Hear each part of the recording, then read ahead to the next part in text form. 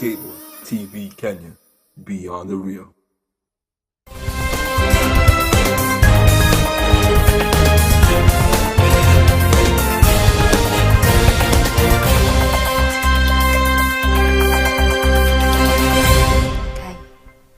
Well, today being the 9th of February, the year is 2022. A very good and warm afternoon to you, my dear viewer, and welcome to Sky Cable TV News Desk.